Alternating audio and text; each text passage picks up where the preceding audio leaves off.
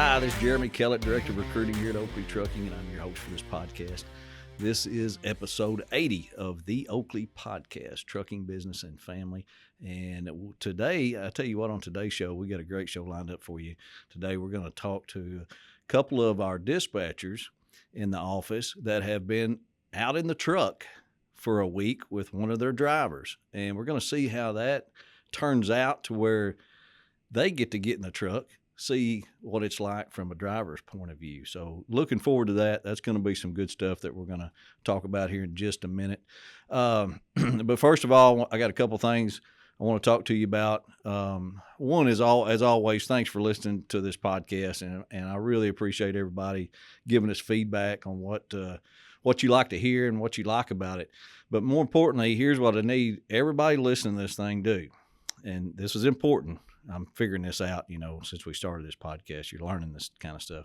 But it's very important that you go rate and review this podcast, however you're listening to it. If it's on your Apple Podcast or Spotify or whatever, real important for you to go rate and review it. And there's a place to do that down there because that helps it get out more to more people. And helps us overall because this is one of the tools we're using to recruit and retain. But also, if you're watching this on YouTube, you need to subscribe and like. And that's just right there at the bottom of the screen. You guys need to subscribe and like, and that'll help us on the YouTube and getting us out there. So I appreciate everybody listening, though. Now, real quick, before we get with these guys, I need to do an Oakley update. Got a couple things we need to touch on. Number one, this really is number one too. I asked safety department JP before I come in here if he had any stuff to safety wanted to touch on, and he said stop speeding. That was his exact words, stop speeding. So we're having a problem. We have been having it for a year now of owner operators speeding and getting speeding violations, speeding warnings, tickets. It's frustrating. And I'm telling you, all it does is mess up our Oakley CSA score, which makes you get a red light at the pre-pass instead of a green light. So, and I know, I've never driven a truck, but, I commute back and forth to work about 80 miles and everybody speeds. Everybody speeds. It's crazy. That don't mean you got to. You're 80,000 pounds most of the time, and you got to slow down. Stay in the right lane and slow it down. Speeding has been a problem. We gotta correct it. The other thing two more things to mention here real quick is the ELDs. We're in the process of swapping everybody over to this new Geo tab, and the safety department, it's going pretty good.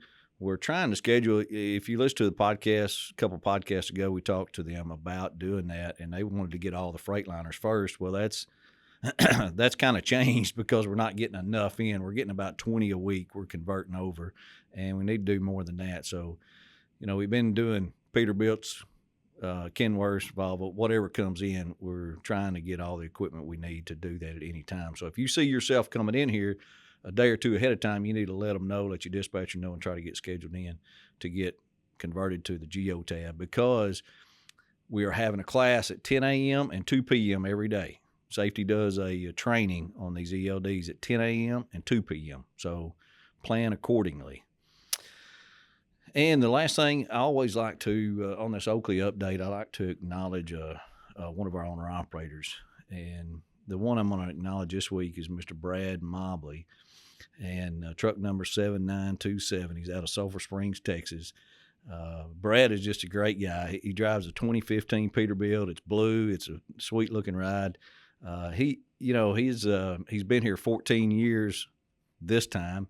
He was here a long time ago for about 4 years. So he's total about 18 years here at this company. And a matter of fact, the first time he was here, Holly was with him, his wife, and they were a team. Well, and also his dad was here, which is Glenn Mobley. He was here during that time too. So, the Mobleys are a great family. They've always been a great asset to Oakley Trucking, and we appreciate them being here. Matter of fact, I asked his dispatcher, let me just read some of this, what he thought about Brad Mobley, and he says, hard worker, does everything by the book. He said, I think he's been working for Oakley for as long as I've been alive. And he said he had a customer up in Jackson, Michigan that sent him an email saying how professional and great he was when he showed up to unload. So just a, great story there about Brad Mobley, and we appreciate him and Holly being with us so long. You guys are an asset to Oakley Trucking. Thank you so much. Drivers, it's me again. 25 years ago, before I came to Oakley Trucking, all I could afford to eat was chicken. Chicken. Not anymore, drivers. It ain't nothing but ribeyes now. Let's hear from our sponsor, Arrow Truck Sales. Go see Keith Wilson and Trey Visor at Arrow Truck Sales in Springfield, Missouri. Over the past 8 years, Arrow has built a great working relationship with Oakley Trucking.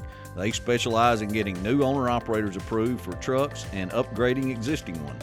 Carrying a wide selection of all makes and models, they pride themselves with helping customers through every step of buying a used truck, including service after the sale. Listen to new Oakley owner-operator and Arrow customer Sean McMahon. Yeah, it's my first time being an owner-operator, so it was first for me, and they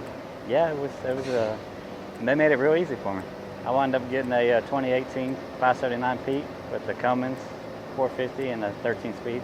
I worked hauling cars for 15 years, and I've been driving about 23 years. Yeah, I would send everybody I know to Mr. Keith over there at Arrow Truck Sales. I've had a really good experience with him, and first kind of guy.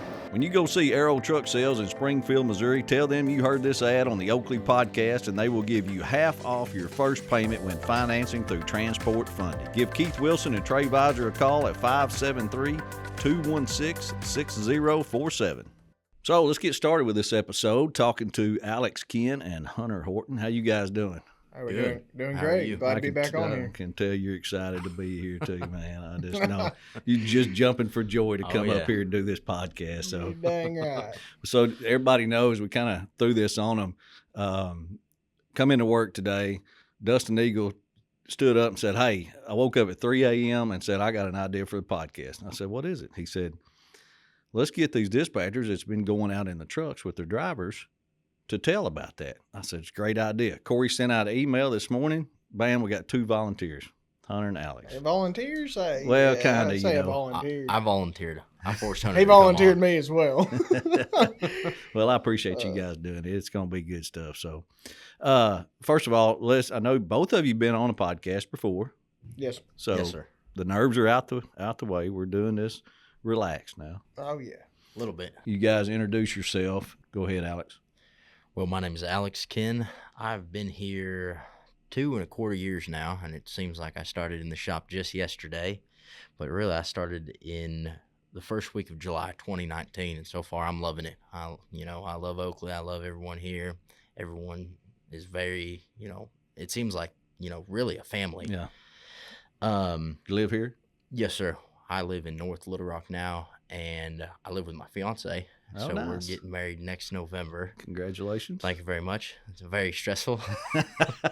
Thankfully, we got a little over a year, enough to plan. And, rather than taking, 6 months of planning it and being stressed out. Right. What do you do on the weekends? Well, which in the last podcast I did, I told you I like to cook a lot. Oh, yeah. Do a lot of smoking, got a pellet smoker, and I also like to hunt. So this weather getting a little cooler is getting me excited. Nice. Good deal. What about you, Hunter Horton? Oh, man. My name is Hunter Horton. I'm in the pneumatic division dispatch here. I've been here for a couple of years like Alex. I love it. Wouldn't change a thing. Being in the pneumatic division is fantastic. But as far as my personal life, I live up here in Conway. It's about 30 minutes to the north of here. So it's a short drive every day, about 30 minutes. Not bad. Yeah. But family, hobbies? Hobbies, man. I like to do stuff outside, and I like to have a good time, Most of us in here are weekend warriors. Oh, dang right. Absolutely. I mean, how much we work. Yes, sir. Yeah, you cram all this office time and computer time. We're like out of jail at 5 or 6 o'clock Friday. Like breaking out. Breaking out. Get home as fast as you can. Get the weekend started. Well, good. Well, I'm glad you guys come and did this because I think it's a great idea. But one, Oakley, I mean, you guys started in the shop. You worked in the shop for a while. Then you come in and dispatch, and you went. I don't remember if you guys went through orientation, but you need to if you didn't. But anyway, you come into dispatch, and now you've been dispatching, and then we send you out in a truck for a week. With it saying, I know it's just a week, but a week gives you a little bit of an idea what's going on, because you guys never been in a truck before, never drove a truck, right? I have. No. You have, Yeah. Hunter. Yes, Yeah, I sir. think you told me that last Yes, sir. time we did. You had driven a little bit, so you already had an idea of that. Yes, sir. So how did it go? I mean, what was some of the initial things you were kind of wondering about? And I get in this truck. I guess one, where am I going to sleep? Who am I going to go with? How'd you pick out who to go with, Alex? Well, I thought long and hard about it. There's really long about it. And I thought of a few options, but one of my drivers, or the number one guy that stuck out, was old Mudslinger. His name's Doug Harbor from Ash Flat, and he's been here about 10 years, and he is, knows his stuff, very experienced, and I figured it'd be a little smoother riding with him, an older guy that knows all, where all the scrap yards are, how to get in and out easily without tearing up tires. And so just all together, a very good driver, very experienced and knowledgeable. That's who you spent your week with. Yes, sir. How about you, Hunter? I ended up riding with Randy Beavers, who he's been here for, I think, 3 or 4 years, but he's only been in pneumatics for about a year now. Yeah, he started out in a hopper or a dump one. At the dump. Yeah. The dump, yeah. And I chose him. We get along really well. He's a great guy, easy to get along with. He's got a brand new truck, brand new trailer, so I knew I didn't want to get out there and break down, Well, good. Well, picking the person, I mean, that's pretty important. You got to be able to live with them for a week. So tell me some things that, that jumped out at you when you got in that truck and took off that first day. What did you do? First thing I got in, or when I got in his Peterbilt, I noticed that my knees were just about touching the front. So there wasn't much room for the passengers, at least. But other than that, I was pretty excited. Still, but a little anxious. But overall, it went fairly smoothly, but I learned a lot. So where'd you go the first day? First day, I told him on... And this is an end dump. Yes, correct? sir. Okay. An end dump. Yeah. I don't remember if we said that. I told him Friday to pick me up 4 a.m. on the yard. So he was ready to go bright and early, came down Sunday night, about a 2-hour drive from his house. Picked me up 4 a.m. and he was already loaded for Fort Smith, and went and dumped first thing in the morning, and then went over and loaded at Tulsa CMC. And that's when I first experienced, Fort Smith, Gerdau, and loading there at a CMC in Tulsa. It's the first time I really experienced a scrapyard. Yeah. Oh, boy. How about that? Yeah. There's a lot of stuff, random pallets laying everywhere with 2 or 3 pieces of pipe, rebar all over. And, I get it. I understand now why these drivers get upset when scrapyards aren't clean. Yeah, you wouldn't want to drive So- your truck in there, would you? No, sir. No, especially with the amount of money they spend on steer tires and drive tires. So, and, I tell my drivers, if place is not looking good, it's not picked up, well managed, give us a call so we can, manage it and talk to the customer at least. Do you have to do that at any place? Not while we are out, no, sir. But we have done it plenty of times where we contact the customers and say, look, this is not fair for them, the driver, or us, pulling our trailers in there, and, sometimes customers will help out, pay for tires here and there. But really, we try our best Yeah. to keep in contact with the customer about how their yards look. So you went to Tulsa, and then where'd that load go to? Went down to New Caney, Texas, Levitated Metals, dumped there, and we actually did a short hop after that, about a 30-mile haul that took about 3/4 of the day, time-wise. So, Well, I mean, that was the first day, though. Where'd you stay that first night? first night we stayed. Did you make it we- down to New Caney? You didn't make it down to New No, Caney. sir. did We you? stayed in Ennis, Texas. Okay. Yes, sir, Ennis. And ended up getting up about 3 a.m., 3:30. Started riding down there, which I actually enjoyed. I like waking up early, avoiding some of the traffic in the morning, driving a couple hours while it's dark outside. And that way we could shut down earlier at about 5:30. Now, did you have to find a truck stop, or did y'all? Because we cheated. I know. No. we We cheated. stayed in motels. Yeah, No. we stayed in motels. But yes, sir. You know, when we had probably 3-4 hours left on drive time, I pulled up my phone, took a look around, started calling places, asking if they had truck parking. A couple times they said yes. Pulled in there was no truck parking. Oh, really? So, you know, had to maneuver around that throughout the week. But Well, you know, when you get in a whole nother world like that, it's eye opening, isn't it? oh yeah, yes sir. To see what they go through, Yeah. and just in Gives you an 2 days. appreciation. Yeah, 2 days. How many miles did you do that week? Did you figure that up, or That week. where else did you go? So we went down to, once we dumped, we did that short hop from New Caney, Texas, which is just outside Houston, going to Houston, which, you know, I understand why drivers don't like short hops now. You know, even Took all day. even paying percentage and all that, you know, it pays decent for, you know, only driving 30 miles, burning up a little bit of fuel. But I mean, when it's burning up 3/4 of that 14, it's frustrating. So we ended up dumping in Houston, reloading that same day to go to Gulfport, Mississippi, and dumped that the next day, stayed down in Louisiana. And after that, we reloaded out of Mount Airy. We had to get a washout first, and luckily, the washout we went to, there's no one in line, so I didn't get to experience the 4-hour wait for a wash. Got it done pretty quick. Yes, sir.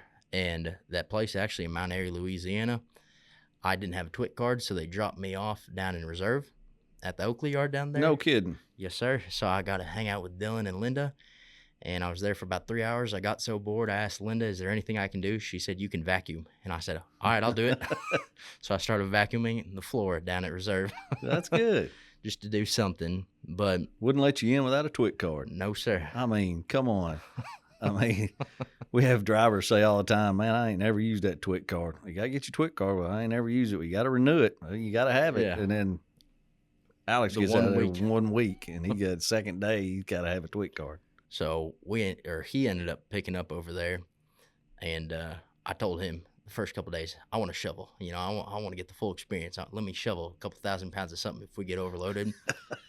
Well, he was loading. Took him about 3.5 hours or so to get loaded, and he was not very happy because he had to shovel, and I wasn't there. Oh, no, you were 'Cause in they- reserve. Yes, sir. They overloaded him. So after that happened, he picked me up, and I kept asking him I think this was Wednesday, and the whole week I was asking him, you know any good place to go get boudin? And he was like, shut up, Alex. We got to drive. But he was very nice enough, you know, to stop by a place that he knew, and ended up, I forgot where it was. It was over by like Lake Charles area, and we went to one place that he knew of, and they had already cooked boudin that they made, but I just wanted raw stuff to take home, and they said, well, we've got 2 balls right here pre-made, so we bought those, and we bought what we thought were fresh crackling pork rinds, and they said, try this other place down the street. So we start driving down the street, and we start eating the 2 boudin balls that are already made, and they're pretty good. Then we get into the fresh crackling. It turns out it was fried chicken skins. Oh, nice. Oh, they're good. Chicken cracklings are good. Oh yeah, chicken cracklings are real good. So This sounds like he's on on vacation. 5 for a week, stars. I mean, or That's what it something sounds instead of- like. Hey, he had it too easy. Oh, it was a good experience. What's wrong with him wanting to shovel something? I mean, At least reserve's clean because of it. I mean, I guess so. But we ended up dumping in Corsicana, Texas, the next morning, and then we reloaded at American Iron in Dallas, Oh, right yeah. in downtown Dallas area. Yeah. Oh Ain't boy, nothing that was easy about fun. that place, is No, it? sir. And so, and that took a while too. That took about 3.5 hours to load. And there was plenty of people working, doing things, but they kept saying, you know, we'll get to you. And we were checked in the whole time. We got checked in right away. Hmm. But so I actually had to end up calling Scotty, who was dispatching us, and say, we're starting detention. Yeah. There you go. And he said, all right, let me call someone and find out. So about an hour and a half after that, we got loaded and out of there and went up to Oklahoma and spent the night right outside Tulsa Thursday night. So the dispatcher, Kyle Haney, actually met us for dinner. We hung out for a little bit, Oh, good. had a few drinks, and then after that, we reloaded out of Sapulpa, Oklahoma, to go to Tuscaloosa. He dropped me off here and headed north back to the house. So he went home and then delivered Monday in Tuscaloosa? Yes, sir, the following Monday. Okay. So what'd you think overall? I had a good experience. Do you think about it now when hard. when you dispatch a scrap load? Yes, sir. And the short haul especially. Yeah. But like I said in the beginning, that's why I was thinking of Doug Harbor, was because he's so experienced and real smart guy too, on top of things. He's always scanning paperwork, making sure he's getting everything.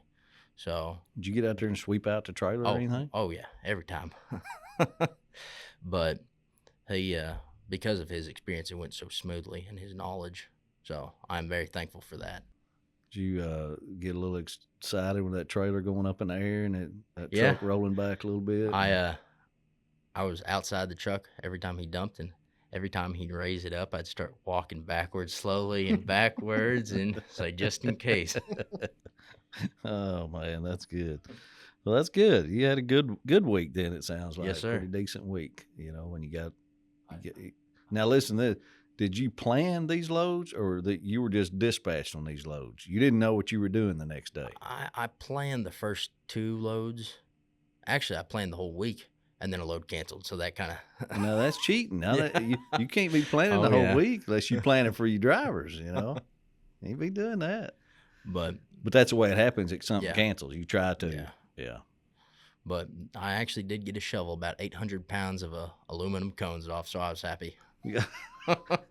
Got you a good workout. Yeah, exactly. What about you, Hunter? Tell us about your week. I tell you what, I had an absolutely fantastic week, and the second Manley told me about it that Wednesday before that week we went out, I was thrilled to death. I was ready to go, and I instantly jumped on our load board and had us planned out through the whole week. I knew that I'd talked to other drivers, and they said, if you're gonna make this fall work and everything to go right, plan ahead, and I did. I had everything. We had our hotel room booked by noon every day, knew exactly where we were going to stop. But we left out on that Monday morning out of here, off the yard, which Randy lives up there by Conway in Damascus, Arkansas. So he just met me down here. And we left and went over to EP Minerals in Middleton, Tennessee, picked up a load of clay and took it to Ithaca, Michigan. Now, one of my goals was to go to some states that I've never been to. Yeah. And Michigan was one of them. And I wanted to see a Great Lake. I'd never seen one of the Great Lakes. And I got to do both by getting to go to Michigan. But we went up to ZFS, Zealand Farm Services in Ithaca, Michigan. And unloaded. What'd you haul up there? Clay.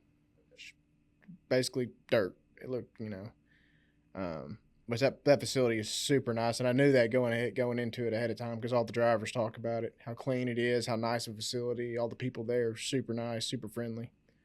And it was. We pulled in. We loaded at 5 a.m. or we loaded about 8 o'clock that Monday and got there the following Tuesday at probably around noon. It's, I think, a 750-mile drive up there, loaded. And we got there, pulled right on the scales. The lady got on the speaker, what is it called? Intercom. The radio. Super friendly lady. Said, hey, pull on the scale, scan in your paperwork, pull back to the silo and unload. There's not a speck of dirt at this facility. It's the cleanest place. You could eat off the ground there. Which, man, I guess I knew that going in. I picked one of the nicest places I could possibly go to, and a load that the drivers all love to do. Well, why'd you do that? Because I knew it was going to be a good load. See, in the pneumatics, there's a lot of these places we go in pneumatics where the demerge, and I'm not going to say any names, but there's some places that go that take a long time to load. And I didn't, I knew everything was planned. I had to, because we had to be back that following Friday. Well, you should have went to one of those places so you get the full effect of waiting around, right, Alex? I agree. Alex did a short load, took all day. Oh, we didn't do any short loads. We don't do short loads in pneumatics. Oh, my gosh. But after we got empty up there in Ithaca, we went over and we just stopped at a hotel there in St. Joseph, Michigan. Got us a room there, parked the truck across the street in the Tractor Supply parking lot. So we didn't stay at any truck stops or park at any truck stops. Man, y'all missed the full effect if you didn't go to a truck stop. Did you not stop and get fuel at truck stops every day? We got fuel, I think, twice the whole time. What? That Mac Anthem gets 8 miles to the gallon, so. Right. So we didn't have to get fuel the whole Y'all way. didn't have to go through the part of trying to find a truck parking place. No, Was that in a truck stop? No, sure. I did almost get ran over by someone because a hotel or a motel said that they had truck parking and they didn't. And so it was on the access road of a highway and there was a low weight bridge. So he had to pull into a parking lot and back out. And he said, just stop the cars behind me. And I start waving at someone to stop. And they just swing around him, almost hit me and swing around. Oh, man. I wouldn't stop for you either if you're out in the middle of the road I waving your arms. appreciate I go it. right on around you. No, but anyways, that next morning, that Wednesday morning, we went we washed out in Holland, Michigan, and went on down and loaded at U.S. Silica, the sand plant there in Ottawa, Illinois. Picked up a load of silica sand and brought it down to Albertville, Alabama, to the fire hydrant factory that's there. And another pretty good place, pretty nice facility. We got right in. Took about an hour to unload, and we were out the door gone. So, and the second load was also pretty easy. That place was tight. There was a lot of stuff around there. You know, it's a busy factory, busy facility. I mean, there are people running around on forklifts everywhere and stuff, you know, off to the side. But as far as getting back there, wasn't anything crazy. But I tell you what, though, that day we felt I felt the effects of the Qualcomm, the Omnitrax, the time, the log. I mean, you can feel that thing in the back because that day it rained and stormed. We got stuck in some traffic after we got empty. There was a wreck on the interstate, and we were sitting there not moving. And that clock, I was like, because I already had where we were going to park at Jackson, Mississippi, had it planned out. And that clock was just sitting there. We were sitting still on the interstate, and that clock was just counting down. And then I was like, man, you can feel it. Like I wasn't even driving, and I was sitting there. It was driving me nuts, just constantly looking at it, like, oh man, I gotta, watch the time tick every off. 20 minutes I said hello Omnitrax, and it pop up that show me the hours. So that was A little stressful. a little bit stressful, and that was probably the biggest thing that I learned was just having to deal with the hours. Because I mean, any little thing you sit for 30 minutes, that's going to change your whole day. Yeah. And that was definitely the most important thing that I learned and realized. Because I mean, there's so many little things that can happen that can just throw your whole plan. If you're like somebody that likes to plan stuff out, which I know most drivers do, like they got it planned to what truck stop they're going to make it to, how far, how many hours they're going to have. I mean, just one wreck on the interstate, you sit for 30 minutes and your whole plan's ruined. Messes it all up. Yeah, and you might not make it to the next truck stop. Yeah. So How about pre-pass way stations? Did you guys get green lights through all of them? no, we almost threw his pre-pass out the window of the truck because we kept getting red lights almost every time. I don't know why, but we kept getting red lights. We'd pray for a green light, and we got a red light on a way station that was closed. So I mean, I don't know. I think it was messed up or something. We kept getting red lights. It's probably because what I talked about in the Oakley update. The speeding. The speeding, increasing our CSA score, which puts a red flag, which sends them the message to stop every Oakley driver. All I know is I was told that Mack trucks can't go. They have to go over 70 to function correctly. Oh, I gosh. don't know anything about that. We only had to pull off once. Every single one we were going through, we were good though. You good? Got green on all yours? Yes, sir. Hmm. It's probably because we're pulling a dump Probably. trailer and not a tank. Probably because they knew Hunter was in there with Randy. Yeah, On exactly. the red light this time. Oh yeah. Check this out, but didn't get pulled around. No inspections. No or anything. inspections. No, we had no issues. Which I knew we were. Everything on the truck was legal. Everything was on the trailer was good. The trailer had just been serviced. Like I said, it was pretty much a brand new trailer. So, but Where'd y'all finish up at? that Friday morning, we loaded out of EP Minerals in Jackson, Mississippi, which is an interesting place. Pretty interesting how you have to go down there and load because you have to back down a hill at a 45-degree angle and back up into a rail car loading spot over the railroad tracks. And that was the only place that really held us up as far as loading. And it took him about 3 hours to load us. With what? Clay. And we took that load to Riceland and Stuttgart. But I tell you what, though, as far as the sitting goes, about that 3 hours, it's not very long, but I don't like sitting. I don't have a lot of patience. Right. Really? So Randy was over there saying, he's like, well, as soon as it clicked over 2 hours, he said, well, the merge is starting. I said, well, I'm in the truck with you, so there might not be any merge? Are they gonna pay me to merge? But no, that's for somebody like me that doesn't have a lot of patience as far as just sitting still and waiting.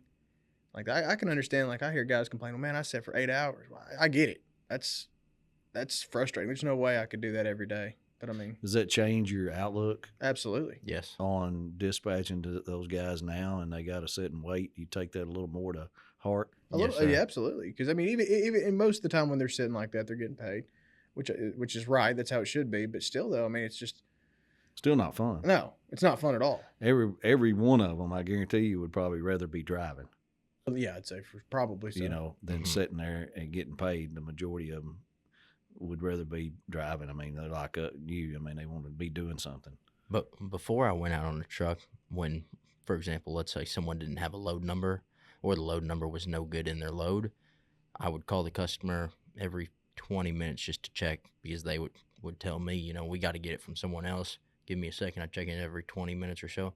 After riding with Doug Harbor, every 5 minutes. You Yeah. got it yet? You got it? You got it?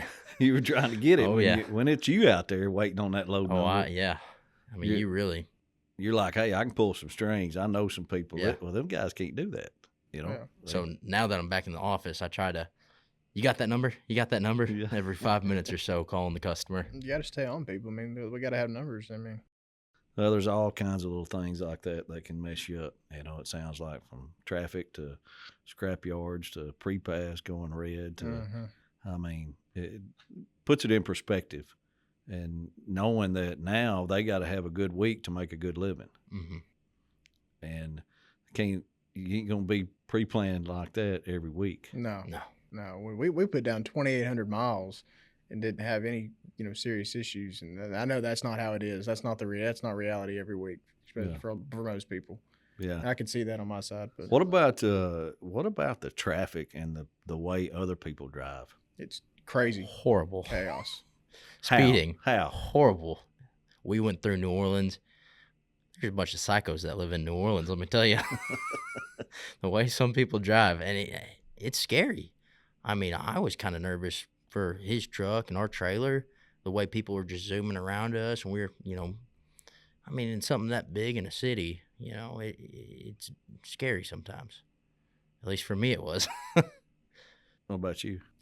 It's unbelievable how people drive. And I mean, you even notice it more when you're in a big truck and you're up, you're elevated up, you can see above, and you can see how just, it's different when you're in a car doing 80 with the people that are doing 80, but when you're doing 70 with people and you can see everything and just how people just cut in front of you. And I mean, it's unbelievable, especially in the bigger cities. Like we went through Louisville, Nashville, Chicago, and Indianapolis. But Chicago, we went through Chicago at 4:00 in the morning, and it was unbelievable traffic.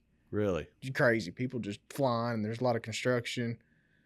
You're trying to pay attention. The drivers here are trying to pay attention to the road, but also trying to pay attention to his GPS to see where he's got to turn and stuff, because there's a lot of construction. The on-ramps are all screwed up. And I mean, people are doing 90 just flying. So, and that's Not having a clue of the truck and it weighing 80,000 Right. pounds Yeah. if you're loaded. people will cut in front of you, slam their brakes on, and not think twice about it. And Yeah. that's just mind blowing how people drive like that. How'd our owner-operators handle it? Awesome. There were some words said. By you or him? Both. Yeah, that's one thing I was telling these new guys down here this morning. I don't know how you guys do it. I don't know how they do it every day, driving in this traffic the way it is. And, Yeah. I'm just going from Valonia to Conway to here, and it's ridiculous the way people drive, especially not knowing how trucks are. It's a little different when you're sitting in that truck. You get up in there and you're thinking, okay, we're loaded, this is a big rig. You can't see, every little spot, and you can't change lanes quick. You can't stop quick. Yeah, it takes a while to slow down. Did y'all have any people coming on a on-ramp and, not wanting to, they think they got the right of way? Yes. Oh, yeah. There's nothing you can do. Just slow down. Yeah, just stay there, slow down, and hope they don't run into you. Right. But I tell you what, though, my favorite thing of this whole trip, I'm just saying this real quick, was calling in at 7:01 a.m. every single morning to either Bradley or Jerry or Sawyer or Randy, one of the other guys in pneumatics, and they were barely awake. They were just now sitting down at their desk, and I called in as loud as I could possibly be. Said, "This is truck 10,001 morning check call." Oh, there was nothing better than doing that. I bet they loved it. Oh yeah. Why are you calling so early? Well, it's time to check in. 7:01. I made sure I did it at 7:01 every morning. That's good stuff, man. Hey, keep them on their toes. And for all my drivers that hear this, wait till at least 7:05. Yeah. Because you're probably not here yet. No, I'm here No, every day. I'm just kidding. I'm never late. I'm just kidding. Food? What about food? We ate really good. we usually got an Uber driver and take us to You're the kidding. restaurant. We had some. I ain't even gonna say. We had some Red Lobster and some. Man, so this has got to, y'all are going to have to go back and do this again. I'd leave right now. I'd go right now. Without planning, and stay in the Yeah. truck, stay at a truck stop. Y'all got to get the full effect. First night we parked up right outside a motel and walked under the highway and went to a Chinese buffet. Oh, well, that is kind of getting the full effect right there. That's pretty good. And another time we had some orange chicken on a stick from a gas station or a truck stop. Oh, yeah? Was there much, did the guys run their CB much, or they talk to any other drivers? Did any other drivers come up and ask y'all about Oakley trucking? Was there any opportunity for that much? I didn't see a whole lot of that, but I mean, a lot of the stuff on the CB nowadays is just a bunch of nonsense, some crazy people talking. I did talk to one of my drivers on the CB, passed us going the opposite way. Oh, good. Talked to him. That was cool. All the customers receive us pretty good in and out of those facilities. I mean, do they receive truck drivers pretty good? Yeah, absolutely. Oh yeah, everybody, all the people that we talked to were super friendly. We gave them. I brought a tube of hats and passed out some hats to all our customers that we got to see, and that was pretty cool getting to see them. You know, some of the guys we talked to every day. Yeah. At these places, it was kind of interesting to see them in Well, person. You know, it's one thing. I mean, we know, we go for 1 week. I went a long time ago when I went with one of our guys too, and it was something else. I mean, it was an eye opener for sure. But I know what most of our drivers are thinking out there probably right now is, oh man, they didn't get the full effect of it. We did, which we don't, but we get an idea of it for a week, and you can already tell. I mean, that you guys already can appreciate it more just for the things that you did out there on the road and learning what they go through, the time, the hours of service, the traffic, the places to load and unload. It's an eye opener, it really is. And I'm glad we do that here at Oakley, and I'm sure our guys appreciate us doing it too and helping us learn a little bit. So here's the next thing. Why don't we get those guys to sit in your seat? Come on. I'm all for it. How about that? They're going to answer every phone call. Let them answer every phone call for a week. I got 47 guys they can talk to. So maybe we can work that out. Yeah. We can get a driver in here in the dispatch seat. Randy, I hope you listen to this because it's your turn. Oh man!